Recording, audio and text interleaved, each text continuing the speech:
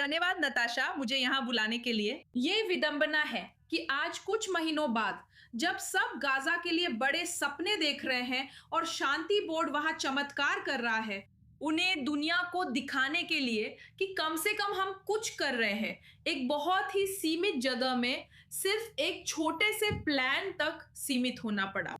और मुझे लगता है कि यहाँ मुख्य चुनौती ये है कि हमास अभी भी टेबल पर बैठा है और उसे अब भी एक राजनीतिक इकाई के रूप में देखा जा रहा है जिसका गजा में बोलबाला है।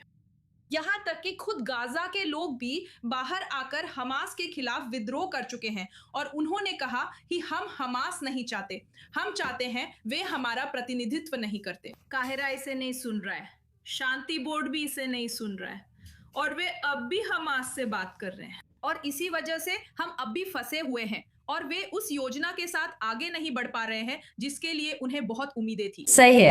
शांति बोर्ड ने पहले 100 दिनों में गाजा फिर से बनाने का वादा किया था, लेकिन अब वे उसकी आबादी के केवल एक हिस्से के लिए पोर्टेबल कैबिन कैंप बना रहे हैं जो दिसंबर से पहले तैयार नहीं होगा। क्या यह योजना कभी सच में गंभीर थी या यह हमेशा से ही एक तरह का राजनीतिक नाटक था जिसे बस ट्रंप को बात करने का मुद्दा देने के लिए बनाया गया था, जबकि जमीन पर असल में कुछ भी नहीं बदल रहा था? असल में मैं उन लोगों में से थी जिन्हें इस योजना से बहुत ज्यादा उम्मीदें थी। ये बहुत साफ है, ये बहुत सीधी सादी है। इसमें स्पष्ट रूप से बताया गया है कि किसे क्या करना है, लेकिन ये सबसे पहले बिंदु पर ही अटक गया जो कि हमास का निरस्त्रीकरण है, जिसे अभी तक कोई भी कर नहीं पाया है। असल में तुर्की, कतर, मिस्र जैसे क्षेत्रीय खिलाड़ी जो हमास के पक्ष में हैं, इजराइल के नहीं, वे भी हमास पर पर्याप्त दबाव नहीं डाल पा रहे हैं।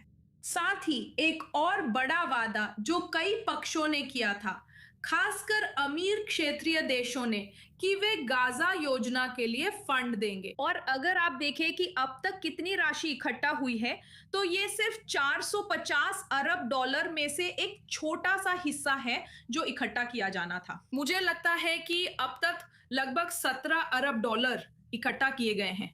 हाँ, अब तक 17 अरब डॉलर ही इकट्ठा हुए हैं। तो हम एक ऐसे प्लान की बात कर रहे हैं जो आगे नहीं बढ़ पा रहा है सिर्फ इसलिए क्योंकि जिन्होंने इसे आगे बढ़ाने का वादा किया था वे उतना योगदान नहीं दे रहे हैं जितना उन्हें देना चाहिए था। बिल्कुल सही। आप जानती हैं, मैं इस बारे में बात करना चाहती हूं कि हम देख रहे हैं कि संघर्ष विराम के बावजूद भी इस तरह की लगातार लड़ाई जारी है। आईडीएफ लगातार उन लक्ष्यों पर हमला कर रही है जिन्हें वो हमास के ठिकाने कहती है। इन हमलों के बीच अब भी आम नागरिक हताहत हो रहे हैं। हमारे मुताबिक गजा के लोग डरते हैं कि इजराइल में अक्टूबर चुनाव के करीब गजा पर नया पूर्ण पैमाने का हमला हो सकता है। आपको क्या लगता है कि इस समय इजराइल की क्या भूमिका और जिम्मेदारी बनती है, कम से कम गाजा पट्टी के उस हिस्से को फिर से बनाने की कोशिश करने के मामले में जहां आम नागरिक इस लगातार चल रही जंग से प्रभावित हुए हैं? ये एक बहुत मुश्किल सवाल है, लेकिन मेरा मानना है कि इजराइल गाजा के लोगों के लिए समाधान तक पहुंचने की अपनी इच्छा को लेकर बहुत ईमानदार है, क्योंकि ये परोक्ष रूप से या वास्तव में सीधे तौर पर इजराइल की सीमाओं को ज्यादा सुरक्षित बनाता है और इजराइल के अंदर भी ज्यादा सुरक्षा लाता है। बेशक इजराइल इसमें ईमानदार है, पर देखिए कि वो क्या कर सकता है। इस समय जब हमास अभी भी गाजा में सक्रिय है, तो इजराइल जो कर सकता है वो है अपने नागरिकों की सुरक्षा करना, अपने लोगों की रक्षा करना और यह सुनिश्चित करना कि हमास, इस्लामिक जिहाद और इन सभी समूहों को जितना हो सके दूर रखा जाए।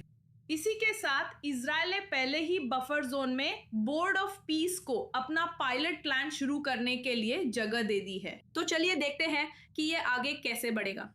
साथ ही इजराइल सीधे इंटरनेशनल स्टेबलाइजेशन फोर्स के साथ भी काम कर रहा है। हमने देखा कि मोरक्को इसमें शामिल हुआ और फिर चला गया, जो हैरान करने वाला है क्योंकि वो अब्राहम अकॉर्ड देश है। देखते हैं कि वहां से चीजें कैसे बढ़ेंगी। इसमें इजराइल की भूमिका है, पर वो मुख्य खिलाड़ी नहीं है। काहिरा, अंकारा और दोहा मुख्य खिलाड़ी हैं। उन्हें ही हमास को रोकना चाहिए और ये सुनिश्चित करना चाहिए कि हमास गाजा में राजनीतिक और सैन्य रूप से सत्ता से बाहर हो जाए।